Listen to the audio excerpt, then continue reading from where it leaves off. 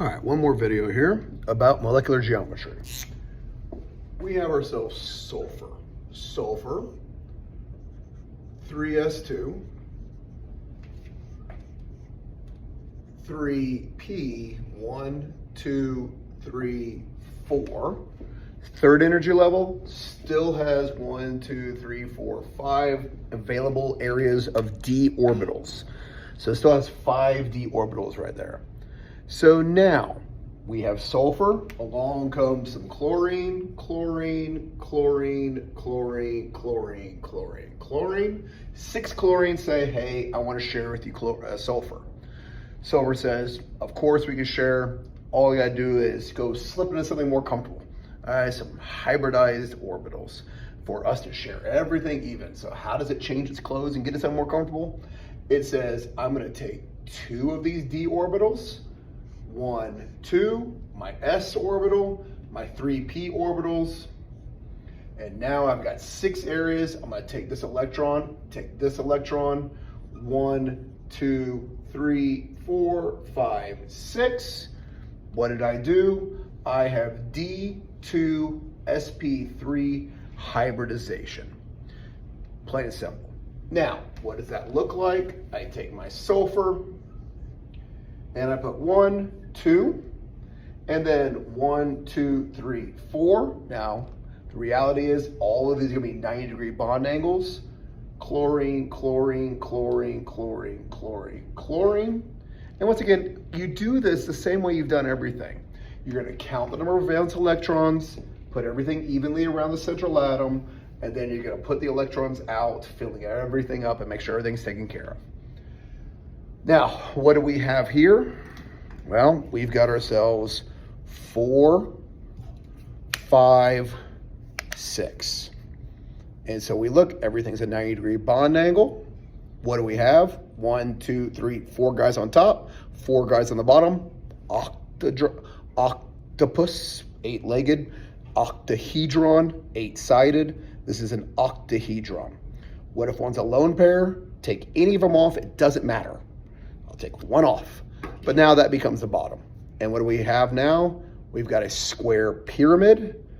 If I'm gonna take another one off, I will now take the one on the opposite side of that lone pair, because remember these do push more. And now I've got a square planar. How would I draw that? Take the bottom guy off here. When you draw a Lewis structure, give a square pyramid. Boop, boop, boop, boop, boop, boop, boop, boop. Square pyramid.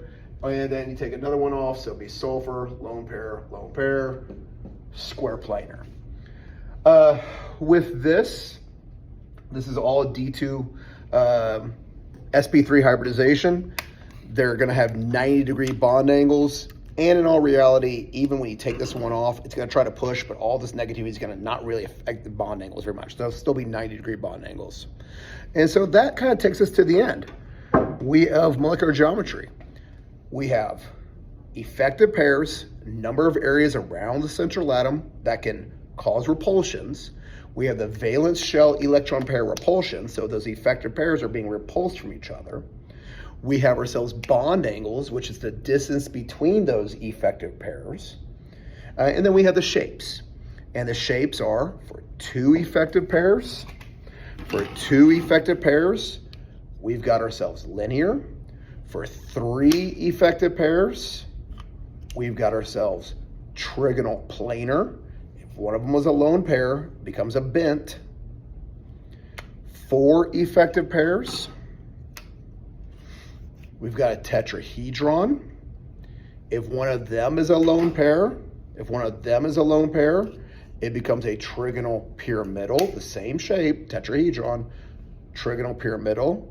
If 2 lone pairs, bent. 5 effective pairs, you put 2 in the axis, kind of like it's a planet, 2 on the axis, 3 in the equator, and now we have a trigonal bipyramidal. Take out one of them, take it out of the equator.